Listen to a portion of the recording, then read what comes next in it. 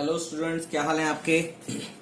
एकदम मस्त हैं। चलिए, मेरे भी मस्त हैं। अब वीडियो शुरू करते हैं। Guarantee of profit. अगर एक नया केस आ जाता है कि प्रॉफिट की गारंटी तो है मगर फर्म में ही लॉस है। अब फर्म में लॉस है तो गारंटी ऑफ प्रॉफिट का मतलब ही क्या है। मगर है, जिस व्यक्ति को, जिस पार्टनर को प्रॉफिट की गारंटी दे दी गई है उसको तो प्रॉफिट मिलेगा ही मिलेगा, चाहे फर्म में लॉस ही क्यों ना हो।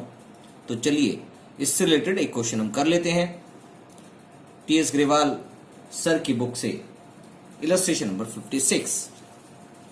तो उससे पहले लाइक, सब्सक्राइब एंड शेयर और नोटिफिकेशन आपको टाइम से मिल जाए, इसलिए बेल आइकन को भी दबा दें, फटाफट दबा दें, जिससे नोटिफिकेशन में आपको टाइम नहीं लगे।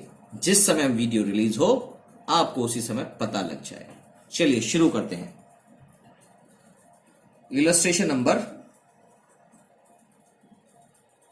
56 स्क्रीन पे आपके क्वेश्चन है। ABC partners having capital 10 lakh, 8 lakh, 6 lakh. तो पार्टनर्स हैं, इसके नोट्स बना देते हैं। एबीसी पार्टनर है, 10 लाख, 8 लाख, 6 लाख कैपिटल है।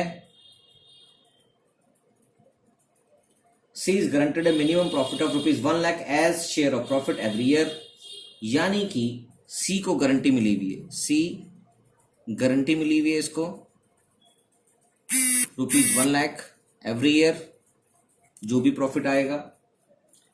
The firm incurred a loss of ₹3 lakh for the year ended 31st March 2020. You are required to show the necessary accounts for the division of loss and giving effect to minimum guarantee of profit to C. तो अब इस case में P&L appropriation account बनाना है।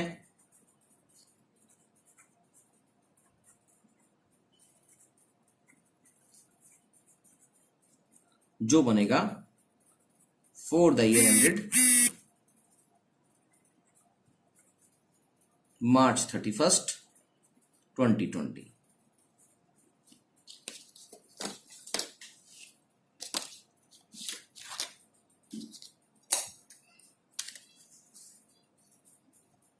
Account बना लेते हैं, scale से ही बनाएंगे जैसा कि मैं आपको हर बारी समझाता हूं।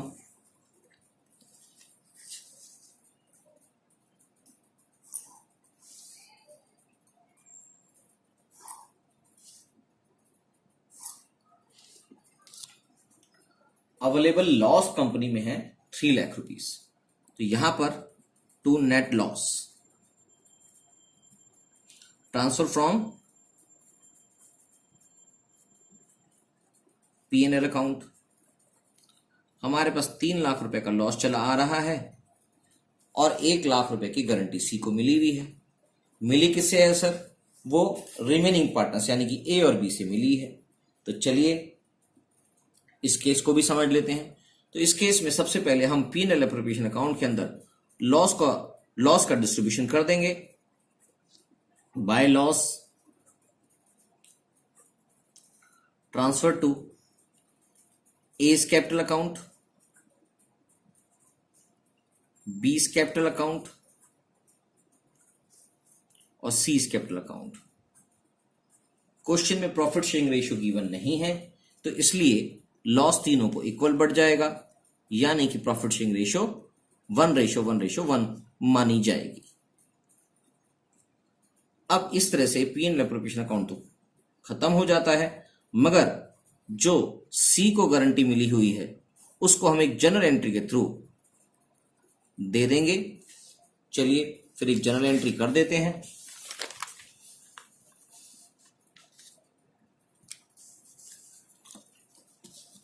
जनरल बना देते हैं फटाफट। एक ही जनरल एंट्री है, उसके थ्रू हम ये पैसा उसको दे देते हैं। तो यहां पर A capital account, B's capital account, इन दोनों से पैसा आएगा और सी को जाएगा, क्योंकि सी को गारंटी मिली हुई है 1000 की और सी को ऑलरेडी लॉस दिखा रखा है हमने 1000 का, 1 लाख का। 1 लाख की गारंटी है और 1 लाख की ही उसको लॉस है।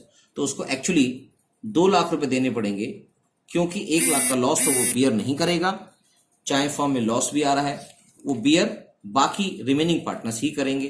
तो 1 लाख रुपए उसको उसके लॉस से निकालने के लिए चाहिए और 1 लाख रुपए उसकी गारंटी के लिए चाहिए। तो यानी कि 2 लाख रुपए सी को क्रेडिट होगा और इनको क्वेश्चन में कोई एग्रीड रेशियो नहीं दी गई है, तो इसलिए ए और बी से उसी रेशो में, जिस रेशो में प्रॉफिट शेयरिंग रेशियो है, उसमें से इनको ले लिया जाएगा।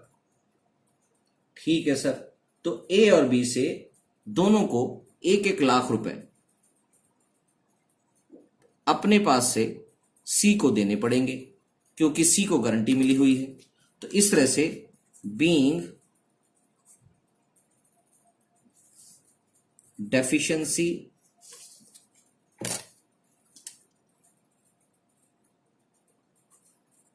met by A and B in their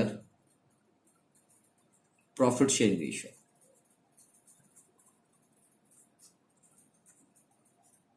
That is 1:1।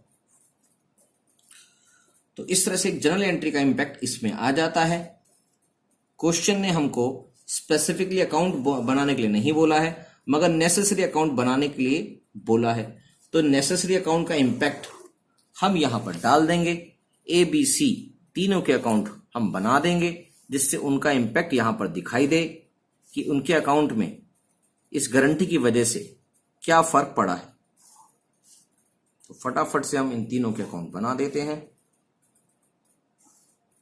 सबसे पहले इनके कैपिटल अकाउंट में क्या पैसे चढ़े हुए थे, क्या ओपनिंग कैपिटल था, वो डाल दिया जाएगा।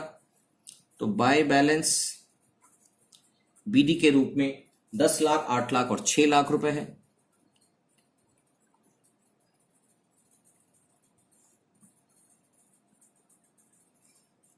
उसके बाद सभी के अकाउंट में जो लॉस बियर किया है थ्रू पीएनएल एप्रोप्रिएशन अकाउंट, वो हमने डालना है, वो भी डाल देते हैं to PNL appropriation account.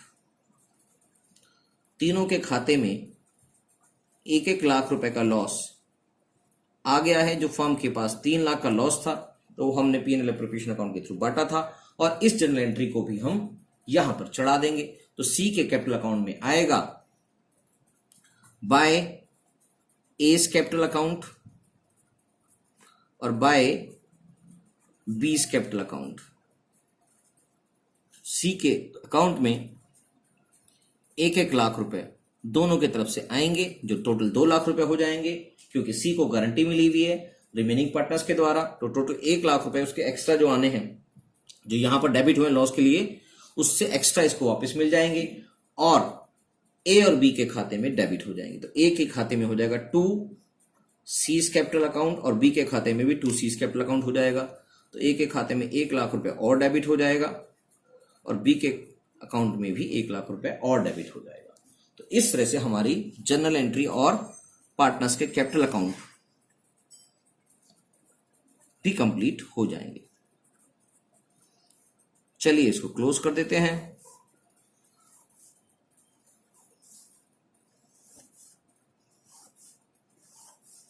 $10 lakh रुपए इसके अकाउंट में आ रहे हैं यहां पर टोटल।